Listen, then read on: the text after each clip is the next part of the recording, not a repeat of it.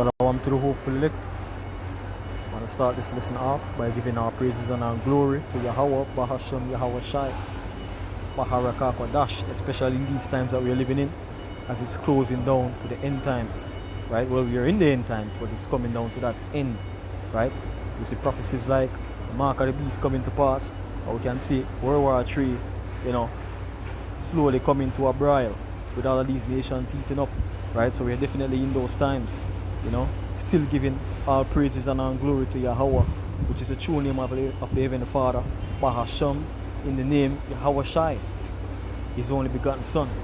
To the men of Grimble Stone pushing this gospel headstrong throughout the four corners of the earth, Shalom.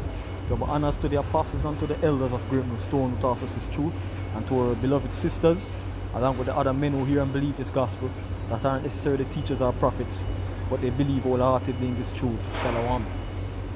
And this lesson is entitled The Brotherhood, right? Just a quick lesson through the Spirit, right? And this current system of existence that we're in right now, especially how we see the world is running. We see the heart of man waxing cold, people getting more and more devious and more evil, right, towards one another. Being among the brotherhood, a bunch of brothers, a bunch of men who are in the same spirit and in the same likeness under Yahweh, Bahashim Yahweh Shai, is the safest place the hopeful elect man can dwell right now, right? Because whether people accept it or not, the men that serve Yahweh, Bahashim Yahweh Shai, are the epitome of masculine balance in the earth right now. Despite our many flaws that we have, we go off, from time to time. But aside from all of that, the flaws and all, we can say the brothers are, pretty much the standard bearers, if you will, of masculinity right now. Because first and foremost, we are privy to what the whole duty of man is, and that is serving Yahweh Bashim Yahweh Shai by way of obedience, right? Ecclesiasticus 12 and 13. Let's get that. Oh, Ecclesiastes, Salakia. Look, a confusion there. And it says here, let us hear the conclusion of the whole matter. Fear Yahweh, and of course, we say Bahashem Yahweh Shai, right, to His Son, and keep His commandments. For what? This is the whole duty of man. You see? For Yahweh, Bahashem Yahweh Shai, shall bring every work into judgment with every secret thing, whether it be good or whether it be evil. Point there being, keep the Most High commandments, because as a real man, you're not going to dishonor your head, right? You're not going to step out of line and dishonor the head. A real man is going to acknowledge, the Creator, the Heavenly Father, the God of the universe, and His Son. You understand? So that's what the epitome of being a real man is all about. This world don't understand what being a real man is all about. It's not about material things and how much money you have in the bank, and how well you dress and all of that. No. It's about surrendering, coming down, to a place of humility and serving the Lord, right? That's what being a real man is all about. Just get the account here in First Maccabees, the 2nd chapter and verse 49. Just want to hit a point, right? And during this time we have a wicked king named King Antiochus, who were oppressing the Israelites and pretty much trying to do away with the ancient ways, the ancient righteous ways that Israel followed. This king was he's a mess, right? This king is wicked, King Antiochus. But anyways, let's hit the points.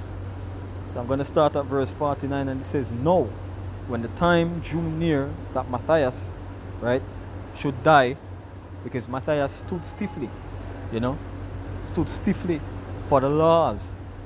You understand? Despite the king forcing them, to profane the Sabbath, King Matthias stood firmly.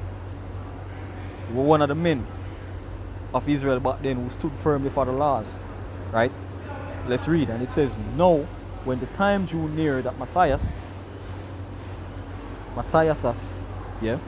should die, he said unto his sons, No, hath pride and rebuke gotten strength, and the time of destruction and the wrath of indignation. Now therefore, my sons, be ye zealous for the law, and give your lives for the covenant of your fathers. You see? It's all about, go back through the seed line, all the way back to the ancient men, you know, Abraham, Isaac, and Jacob, you know, who followed the Lord wholeheartedly, you know. You go all the way back then. So now he's telling his sons that they should be zealous towards the law, right? Because you see, the law is that, you know, this that compass, you know, that if Israel follow them, right? When Israel keep the laws, they remain in the favor of the Heavenly Father. You understand? So the laws are not done away with. It's there to guide us, right? And to create somewhat of a righteous conscience in our minds. So, let me see now. I'm going to jump to verse 62 because, as I said, I'm just hitting the points, right? I'm going to read verse 62 and down to 64. That's where the point that I want to make is. And it says here now, fear not then the words of a sinful man, for his glory shall be dung and worms. See that? Fear not the words of a sinful man, for his glory shall be dung and worms. Today he shall be lifted up, and tomorrow he shall not be found, because he is returned into the dust, and his thought is come to nothing. That is why it's not worth it to live a vain life, right? It's never worth it to live a vain life. You understand me? I say, you come into the earth, you live through the land, you know, pleasing the flesh all your life, and then whether death take you or old age, you know, you die and you give up the spirit, and you don't do nothing good. You don't accomplish anything. You don't do anything good, right? But then when you come and you serve Yahweh Hashem Yahushai, you know, your life becomes meaningful, right? And that people just can't grasp that. But anyways, reading on. Wherefore, ye my sons, be valiant and shew yourselves men. Shew yourselves men. You see that? In the behalf of the law, for by it shall ye obtain glory. Look at the meaning of the word valiant.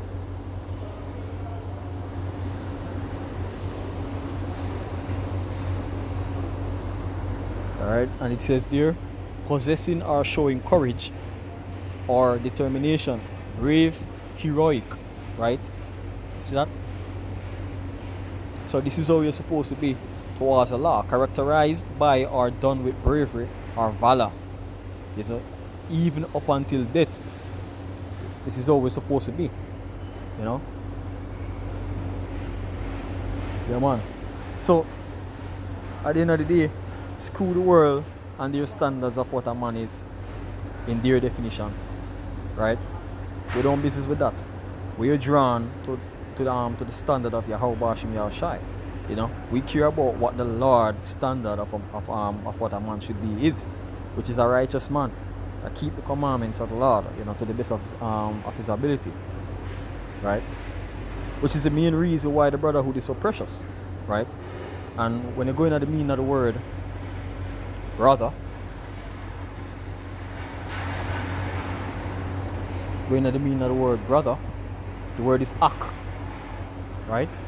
Ak, and it says there, brother of same parents, you know, which that's not exactly the definition that I wanted. This one looks better. Relative, kinship, same tribe. Because technically we are all brothers by tribe. You know, we are all Israelites. The so-called Negroes, Latinos, Hispanics, and Native Americans, and the other brothers scattered through the four corners of the earth that look like heathens. You know, but the seed line go back to Abraham, Isaac, and Jacob. You know, we are brothers technically. You know, in the truth as well, right? Because what? We have the same likeness, right? Let me see. A brother, Strong's definition. A brother, used in the wildest sense of literal relationship and metaphorical affinity or resemblance. See, affinity or resemblance. We are all, you know, we all have the same affinity in this truth. We serve Yahweh Hashem Yahushai, and we're pushing for the kingdom, right? So technically, we are not brothers from the same parents, you know, but we are brothers in spirit and in truth. We are brothers in the spirit, and it go way back. It go further back. It is deeper than that. You know what I mean? Because if we are of the elect, it would mean that we were among those spirits You know, the first fruits that were created by Yahweh Shai, you know, and that's a higher level of brotherhood that the average mind can't comprehend. So the brotherhood is also a line of defense. Also a line of defense, you know what I mean? We're kind to each other. If a brother loses his cool, at the snap of a finger there's another brother. Our brother is there to keep him in check, you know, correcting him, right? If a brother is low on funds, he gets help, you know, whether he gets freely or whether it's borrowed, you know, which he should pay, right? If a brother is jobless, you know, he gets help finding a job, right? And he gets help up until he gets a job, you know. So many different manners of kindness. Even me coming into the truth, seeing how brothers treat each other, you know, it's very beautiful. You understand? And the brothers can tell. I mean, if another brother don't want to work, I mentioned, you know, getting a job, because you have some camps or some people when they see us prophesying on the streets, they're like, go get a job. You know, they don't know that brothers are very productive and brothers work. You know, brothers are very progressive. You know what I mean? But if a brother don't want to work, brothers will be able to discern that through the spirit. You understand? So, and that is one of the reasons why, you know, we pay tithes, right? So we can, besides it being in the law, we can help out the body, you know, which that's definitely an area that I want to improve in. You know, we bear each other's burdens, right? But we don't misuse brothers. We don't use brothers as handymen, or we don't use brothers as a bank account or a piggyback or anything like that. No. We treat brothers with respect and with love. You understand? I'm gonna get a precept in the book of Galatians.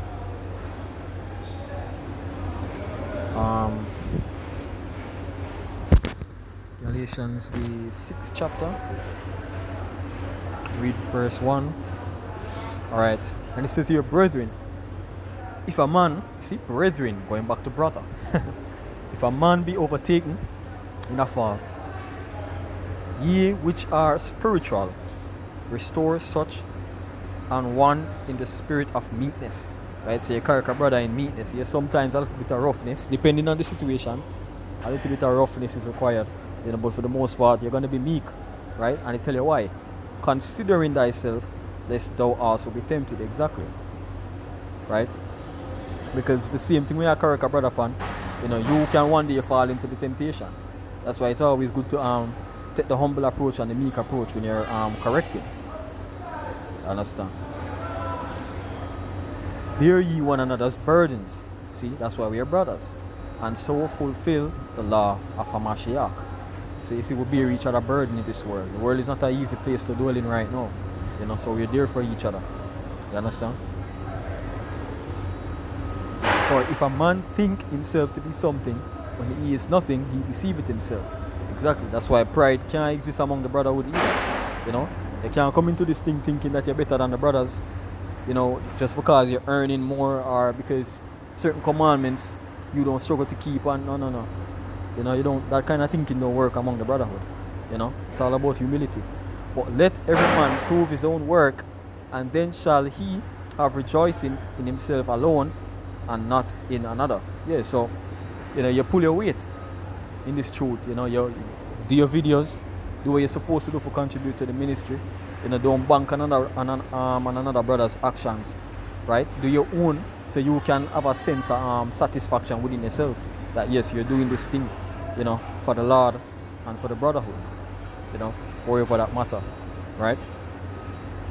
For every man shall bear his own burden. See, every man is supposed to carry his own burden, right? Because we are men, right? Let him that is taught in the word communicate unto him that teacheth in all good things. Be not deceived. Yahweh, Hashem Yahweh Shai is not mocked. For whatsoever a man soweth, that shall he also reap. God, we can't stop it there, so we pretty much get the point. You understand what I say? And at the end of the day, we're not perfect, but we try to stay on point. You know, try to stay on point, right? I watch how we deal with brothers, you know, and we try not to do too much, because I mean, among you know, we're filled with humor. We run jokes at times, you know, we say stuff, you know what I mean, we crack a little joke here and there, but we don't do it to the point where we drive a brother to wrath. You understand? Just because here at work, you have these guys where, you know, they're very disgusting in how they operate, right? They see me with my beard, they like to trouble me about my beard. Now, if you look at me and you tell me that I look like a caveman, because the society is not groomed to accept men with beards. So if you look at me and tell me that I look like a caveman, I would understand.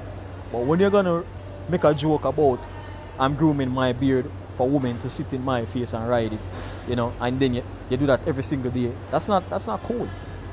You understand what I say? It's very vexing. And these are some of the things that I have to deal with on a daily basis. You know what I mean?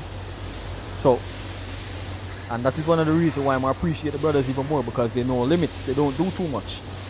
You understand? They know balance. Right? So, Proverbs 11:1. The Lord know balance. You know, so we exercise the same mindset. A false balance, you know, Proverbs 11:1. A false balance is abomination to the Lord, but a just weight is his delight.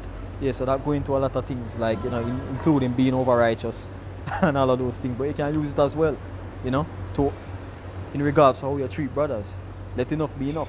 You know, you crack a one joke here and there, but you don't provoke a brother to get upset. You don't pluck him strings just to see him get upset so you can have a laugh off it. You understand me? I say you don't do those things. You know, if the Lord wasn't balanced, he would have killed off or would eat more Israelites. There would be no member of the elect. You know, but the Lord is balanced. He's gonna save some and destroy some and bring back the rest in the kingdom. Right? So we have to understand ourselves in this thing. Right? So that's it through the Spirit. Lord willing, this lesson was edifying. Kalalayam la Yahweh Bashib Yahweh Shai. Shalom.